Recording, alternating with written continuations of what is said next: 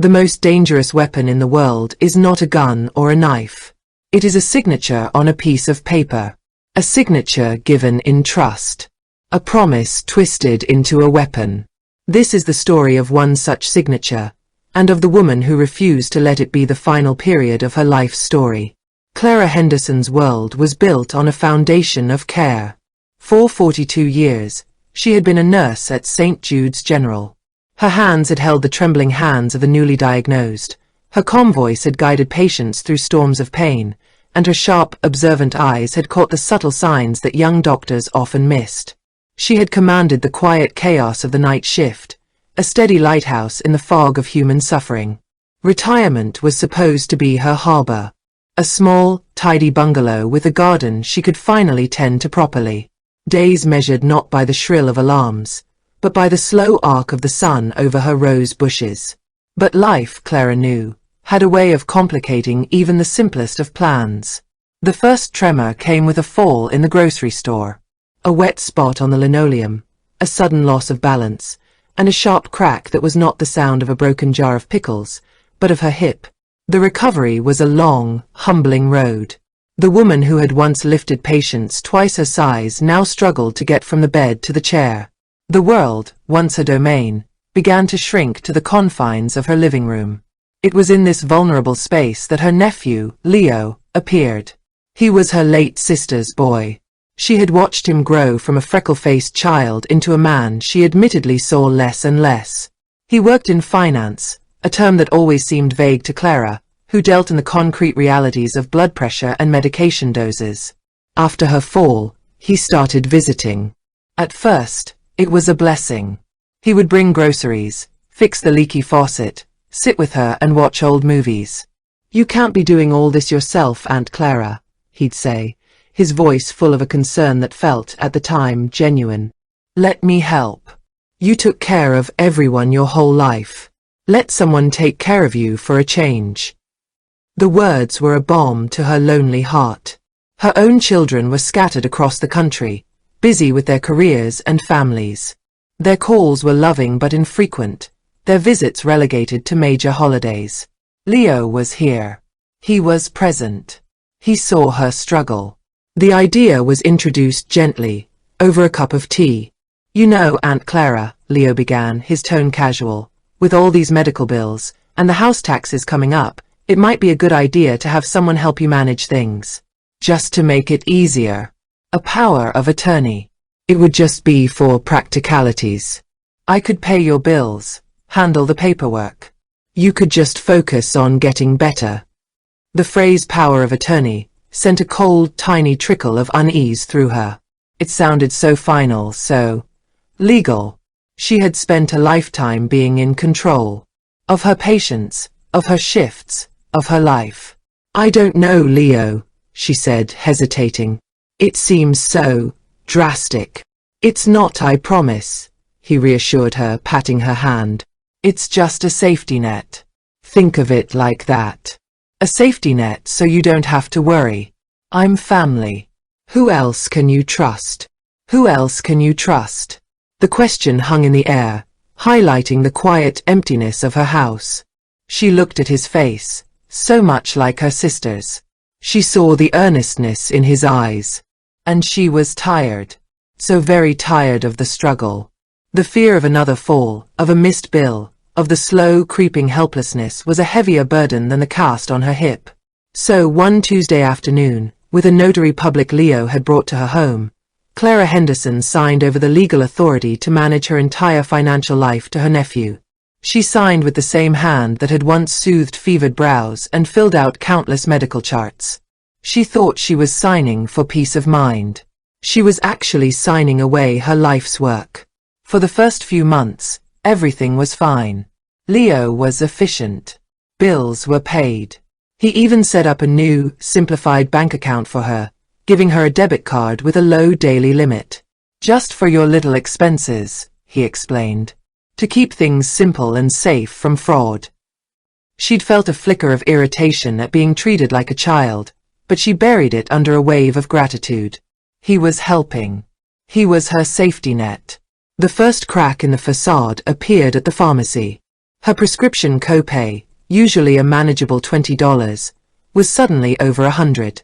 The pharmacist, a young woman named Maria whom Clara had known for years, looked apologetic. "I'm sorry, Clara, your insurance says it's declined." Clara's heart gave a little stutter. "That can't be right. Leo handles all that." She called him, her fingers trembling on the phone. "Leo, there's a problem with the insurance." His voice was smooth, reassuring. "Oh, that's probably just a system glitch, Aunt Clara. These things happen. Don't worry, I'll get it sorted. I'll pay for the prescription out of the account for now." He did. The problem, it seemed, was fixed. But the unease remained, a small, cold stone in her gut. Then came the letter from the bank. A polite, automated reminder about a mortgage payment being overdue. Clara stared at the paper. Her house had been paid off for a decade. She called Leo, her voice sharper this time. "Leo, what is this? Why are we getting a mortgage statement?" There was a pause on the other end of the line. She could almost hear the gears turning in his head. "Aunt Clara, that's a mistake. It's a junk mail scam. They're always targeting seniors. Just throw it away." But Clara Henderson did not throw it away. A nurse learns to trust her instincts, and her instincts were screaming. The next day, she went to the bank. It was a difficult journey. She had to call a taxi, maneuver her walker through the heavy doors. She approached a teller, a young man with a friendly smile. "I'd like to see the balance on my savings account, please," she said, sliding her bank book across the counter. The teller typed a few keys. His smile faltered. He typed again. A faint flush crept up his neck. Mrs. Henderson, could you wait just one moment?" He returned with the branch manager, a woman named Ms. Davies, whose face was a mask of professional calm. "Mrs. Henderson," she said gently, leading her to a private office. "There seems to be some confusion. The power of attorney on your account. Your nephew, Mr. Leo Brennan, he closed this savings account last month." The room seemed to tilt. "Closed it?" Clara whispered. "But that was Arthur's pension. That was our life savings." Ms. Davies's face was filled with a pity that felt like a physical blow. "I'm so sorry." The funds were transferred to a new business account under his name. He had the legal authority to do so. Clara's mind went blank, then crystal clear. She asked for a statement of her checking account, the one with the low daily limit. The balance was $87.12. She asked about her house. Ms. Davies, now looking deeply uncomfortable, confirmed that a reverse mortgage had been taken out against the property 3 months prior. The proceeds had also been funneled into Leo's business account. The numbers swam before her eyes. The life she and Arthur had built, the security she had earned through a lifetime of hard work, wiped out. Not by a market crash or a medical catastrophe, but by the smiling, trusted face of her own nephew. The safety net had been a trapdoor. She felt a dizziness that had nothing to do with her hip. It was the vertigo of total betrayal. She was not just a retired nurse who had fallen. She was a victim. The taxi ride home was a blur. The world outside the window looked the same, but she was different. Hollowed out. She sat in her armchair, the same one Leo had helped her choose, and looked at the 4 walls of her home. Her home, which was now technically owned by a bank, thanks to him. The rage came first, a hot, blinding wave that made her tremble. Then came the shame. How could she have been so foolish, so blind? She, who had prided herself on her intelligence and discernment, had been utterly duped. She thought about calling her children. But the shame was too great. How could she tell them she had lost their inheritance, her security, because she had been naive? She thought about calling the police. But Leo was smart. He had covered his tracks with legal documents. She had signed them. It would be her word against his, a confused old woman against a sharp financial manager. Despair began to close in, a heavy, suffocating blanket. But then, Her eyes fell on a small, framed photo on the mantelpiece. It was a picture of her and her favorite colleagues from St. Jude's, taken on her last day. They were all laughing, arms slung around each other. These women were more than friends. They were her wartime comrades. They had faced life and death together. They had seen each other at their most exhausted, their most triumphant, their most broken. They knew a strength in her that Leo had never seen. A thought, small and hard as a diamond, began to form. Leo thought he had beaten a helpless old woman. He did not realize he had declared war on a retired nurse. And nurses know how to fight. They fight infection, they fight despair, they fight the slow creep of death itself. They are masters of strategy, of patience, of using every tool at their disposal. Her network was her arsenal. It was time to mobilize. Her first call was to Susan, the head of medical records at St. Jude's, a woman with a spine of steel and a heart of gold who knew the location of every bureaucratic skeleton in the hospital's closet. "Susan, it's Clara," she said, her voice steady, betraying none of the panic that still fluttered in her chest. "Clara. Honey, how are you? How's the hip?" "The hip is mending," Clara said. "But I have a problem. A different kind of problem. I need to look at some financial documents. My own. And I need to understand them. I need someone I can trust." There was a beat of silence on the other end. Susan heard what wasn't being said. "You come down here tomorrow, Clara. 10 o'clock. We'll use the conference room in the archives. No one will bother us." Next, she called Maria, the pharmacist. "Maria, dear, that insurance problem the other day. Could you do me a favor and print out a full history of my claims for the last year? Something isn't right." Then, she called Annette, a former patient who was now a fiercely successful real estate attorney. Clara had sat with Annette's mother through her final long night, holding her hand long after her shift had ended. Annette had never forgotten it. "Clara," Annette said, her voice firm when she heard the tremor Clara could no longer hide. "Do not say another word to Leo. Do not sign anything. I'm sending a paralegal to you tomorrow to get a sworn affidavit. We'll start there." The machine was in motion. The next day, in the quiet, windowless conference room at St. Jude's, surrounded by the ghosts of a million patient stories, Clara began her own diagnosis. Susan sat with her, her reading glasses perched on her nose, as they spread out the documents Maria had provided and the bank statements Ms. Davies had reluctantly printed. "Look here," Susan said, her finger stabbing at the insurance forms. "He changed your primary care physician to a Dr. Menendez." "Who is that?" "I have no idea," Clara whispered. "And these prescriptions? These aren't yours, Clara. This is for expensive, specialized medication. He's been filling prescriptions in your name and, I'd bet my last dollar, selling them." The betrayal deepened, becoming more vile. He wasn't just stealing her money.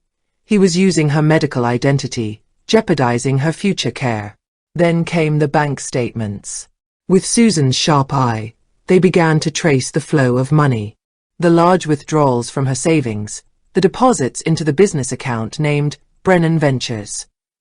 The reverse mortgage funds, a staggering sum, gone in a matter of weeks. Transfers to offshore accounts. Payments to luxury car dealerships, five-star hotels, a jewelry store. "He's not just greedy, Clara," Susan said, her voice grim. "He's reckless. He's burning through it like there's no tomorrow." Clara felt a cold fury settle in her bones. This was her tomorrow he was burning. Her security. Her dignity. Her revenge would not be loud or dramatic. It would be clinical. Precise. Like administering a carefully measured dose of a powerful antibiotic. She began to document everything.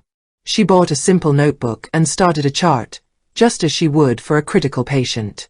She logged every suspicious transaction, every lie Leo had told her, every forged signature she could identify. She recorded the dates, the amounts, the names. She enlisted another former colleague, Brenda, whose nephew was a whiz-kid tech journalist. Brenda's nephew, a young man named Ben, was horrified by Clara's story. From his laptop in a coffee shop, he began digging into Brennan Ventures. He found a trail of bad debts, dissatisfied clients, and a web of shell companies that Leo used to hide his activities. Weeks turned into a month. Clara played the part of the frail, confused aunt perfectly. When Leo visited, she would complain about the confusing bank letters, pretending to be addled by it all. He would pat her hand, his confidence growing. "Don't you worry about a thing, Aunt Clara. I have it all under control." He was so sure of his victory, he never saw the sharp, assessing look in her eyes, the same look she used to give patients who were trying to hide their symptoms. She was building her case, piece by piece. The affidavit for Annette. The insurance fraud evidence from Maria. The financial timeline from Susan and the bank manager, whom Clara had won over with her quiet dignity and meticulous evidence. The corporate dirt from Ben. She was surrounding him, not with brute force, but with facts. With truth. The final piece came from the most unexpected place. A woman named Isabel, who had been in Clara's book club for 20 years, mentioned her son was a forensic accountant with the district attorney's office. Clara, swallowing her pride, told Isabel everything. Isabel's son, Mark, agreed to look at the case informally. After an evening with Clara's notebook and the documents, he looked at her, his professional demeanor shaken. "Mrs. Henderson," he said quietly, "this is one of the most clear-cut cases of elder fraud and fiduciary abuse I've ever seen. And your documentation. It's impeccable. It's like a medical chart for a crime." He took the case to his boss. A formal investigation was opened. The confrontation did not happen in Clara's living room. It happened in a sterile beige conference room at the district attorney's office.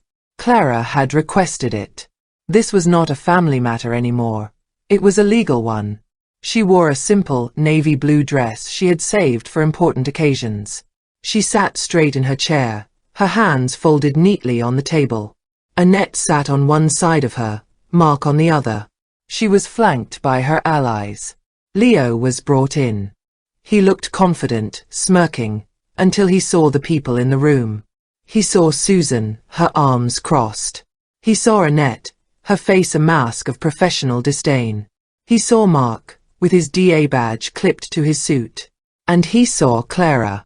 Not the frail, confused old woman he expected, but a calm, steely-eyed presence who held his gaze without flinching. An assistant district attorney began the meeting, laying out the charges they were prepared to file. Grand larceny, fraud, identity theft, fiduciary abuse. Leo's smirk vanished. "This is ridiculous. My aunt is confused. She doesn't understand her own finances. She gave me power of attorney willingly." It was then that Clara spoke. Her voice was quiet, but it cut through the air like a scalpel. "I understand that you took $287,000 from my savings account, Leo," she said, looking not at him, but at a sheet of paper in front of her. "I understand that you took out a reverse mortgage on my home for $450,000. I understand that you have been using my insurance to procure and, we believe, sell prescription drugs I do not need. I understand that you transferred these funds to accounts in the Cayman Islands and made payments to a Porsche dealership and a resort in Bora Bora." She looked up, her eyes meeting his. They were the clear, unflinching eyes of a nurse who has seen every kind of human tragedy and is no longer surprised by any of it. "My mind is perfectly clear. The only thing I do not understand is how my sister's son could look me in the eye and do this." She didn't shout. She didn't cry. She simply presented the facts, the way she would present a patient's history during a shift change. She laid bare his crime with such calm, devastating precision that his bluster and excuses crumbled to dust. He had prepared for hysterics. He was utterly defenseless against this quiet, intelligent accounting. Faced with the mountain of evidence Clara had single-handedly assembled, the notebook, the bank trails, the insurance records, the testimonies, Leo's lawyer advised him to plead guilty. The DA's case was airtight, thanks to its chief architect, Clara Henderson. There was no dramatic prison scene. He received a suspended sentence, but he was ordered to pay full restitution. Every penny, with interest, was returned to Clara. The reverse mortgage was invalidated due to the fraud. Her house was hers again. Her accounts were restored. The victory was total. But it tasted of ashes. She saw Leo one last time, in the hallway outside the courtroom. The charming, confident man was gone, replaced by a sullen, defeated boy. He couldn't meet her eyes. She felt a sorrow so deep it had no bottom. She had her money back. She had her home back. But she had lost a part of her family forever. The trust that had been broken could never be fully mended. Yet, as she walked away, leaning on her cane, a strange feeling began to bloom within her. It wasn't happiness. It was something stronger, more durable. It was dignity. She had been knocked down, but she had gotten back up. She had used her own intelligence, her own resourcefulness, her own strength, to reclaim her life. She had not been saved by a knight in shining armor. She had been her own savior, armed with a notebook and the unwavering support of the women who knew her true worth. She returned to her bungalow. The roses were blooming, their scent drifting through the open window. She poured herself a cup of tea and sat in her armchair. She was alone, but she was not lonely. She was at peace. The battle was over, and she had won not just her money, but herself. The world may try to convince you that with age comes weakness, that your story is written, your power faded. But remember Clara Henderson. For her, the signature was not an end. It was a beginning. Her greatest power was not in her savings account, but in her mind, her heart, and the unbreakable bonds she had forged in a lifetime of caring for others. The most formidable force on this earth is not money or muscle. It is a quiet woman who knows her own worth, and has the intelligence and the will to fight for it. And the final quiet truth she learned is this: they can steal your money, they can try to diminish your dignity, but they can never repossess a spirit that has been fortified by a lifetime of love and labor.